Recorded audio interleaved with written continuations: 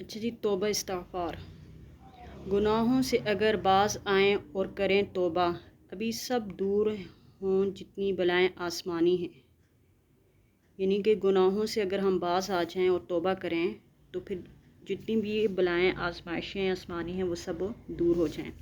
قرآن مجید میں توبہ استغفار کی بار بار تاکید فرمائی گئی ہے۔ ایک مقام پر ارشاد ہے، اور اپنے پروردگار سے معافی مانگو اور اس کے حضور میں توبہ کرو تاکہ ایک وقت مقرر تک تمہیں فائدہ دے، اچھا فائدہ، اور ہر زیادہ نیکی کرنے والوں کو اس کی زیادہ نیکی کا بدلہ عطا فرمائے گا۔ اگر تم منہ موڑو گے تو میں تو بڑے دن کے عذاب سے ڈرتا ہوں۔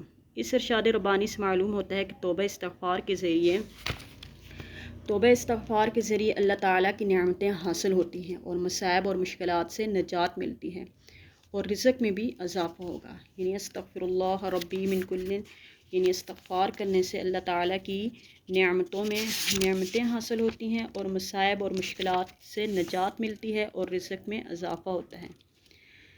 انبیاء اکرام علیہ السلام نے ہر دور میں امت کو استغفار اور توبہ کی تلقین فرمائی ہے۔ چنانچہ نوح علیہ السلام نے اپنی قوم کو اس طرح ترغیب فرمائی کہ استغفروا ربکم انہ کان غفارا، کہ اپنے رب سے معافی مانگو، بے شک وہ بڑا بخشنے والا ہے۔ یرسل السماء علیکم مدرارا، وہ تم پر آسمان سے موسلا دار بارش بھیجے گا۔ وَيُمْدِدْكُمْ بِأَمْوَالٍ وَبَنِينَ، اور مال اور اولاد بیٹوں سے تمہاری مدد فرمائے گا۔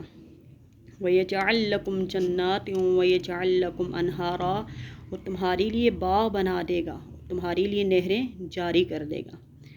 حضرت ہود علیہ السلام نے بھی اپنی قوم کو یہی نصیحت فرمائی، وَيَا قَوْمِ اسْتَغْفِرُوا رَبَّكُمْ ثُمَّ تُوبُوا إِلَيْهِ يُرْسِلِ السَّمَاءَ عَلَيْكُمْ مِدْرَارًا وَيَزِدْكُمْ قُوَّةً إِلَىٰ قُوَّتِكُمْ۔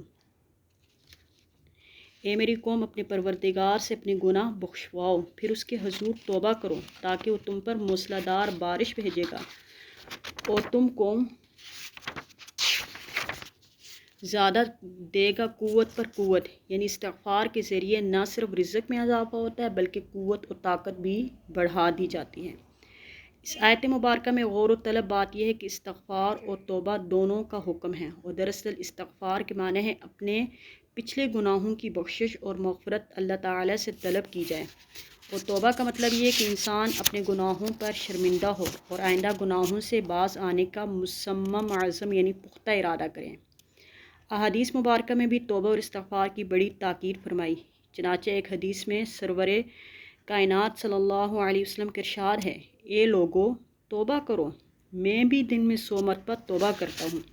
مقام حیرت ہے کہ نبی علیہ السلام جو کہ سراپا معصوم اور گناہوں سے پاک ہیں، روزانہ 100 مرتبہ استغفار پڑھتے ہیں، اور ہم جو سراپا خطا ہیں دن میں ایک بار بھی توبہ استغفار نہ پڑھیں۔ ایک اور حدیث پاک میں ارشاد ہے، جو آدمی باقاعدگی کے ساتھ بلا ناغہ استغفار کرتا ہے، اللہ تعالیٰ اس کے لیے ہر تنگی اور نجات کے راستے نکال دیتا ہے، رنج و فکر سے نجات فرماتے اور بے گمان رزق نصیب فرماتے ہیں۔ اسی طریقے سے فتوح العیوب میں فرماتے ہیں، جیسا کہ احادیث میں مذکور ہے کہ نبی علیہ السلام بکثرت استغفار فرماتے، اس لیے استغفار تزکیہ روح، جلائے قلب کا باعث ہے، ہر مومن کے لیے مفید ہے۔ ہم استغفار کے لیے کون سے کلمات کہیں، وہ یہ بھی ہے، استغفر اللہ الذی لا الہ الا هو الحی القیوم۔ حضرت آدم علیہ السلام سے جب گناہ سرزد ہوا تو انہوں نے یہ استغفار پڑھے تھے، ربنا ظلمنا انفسنا وان لم تغفر لنا وترحمنا لنکونن من الخاسرین۔